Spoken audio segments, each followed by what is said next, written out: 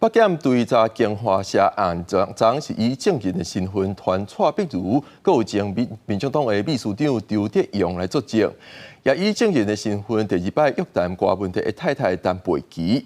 在案的两个被告，包括维京集团的主席沈庆京，国民党的台北市议员杨晓薇，也阁叫来问话。另外，检方申请扣押京华城的土地，高等法院发回了后，台北地方法院自解裁准扣押。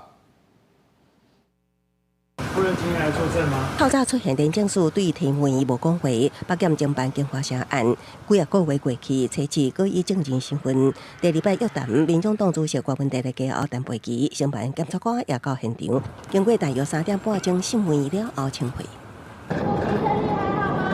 搁坐轮椅应讯，检方积极调查，初次也提醒在案被告，维京集团主席沈庆京、国民党台北市议员杨晓薇，坐另外一台警备车，缀伫后壁来到专案几啊名的被告，方应押了后，检联一直有动作继续追查，关系联络对价关系甲关键金流等疑点。今天状况还好吗？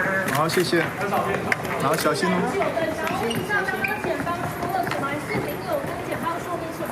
面对媒体大电视提问，无加讲一句话。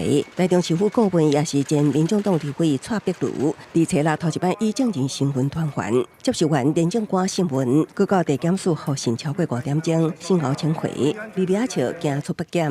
同一日，向传唤作证，也有前民众党秘书长张德荣等人。没有说明的。 京华社用这队变更，监视涉及弊端，北检侦办专案扩大范围追查，也申请扣押京华社土地。经过中国公司控股，向驳回经材了后，台北地院二度裁准。记者综合报道。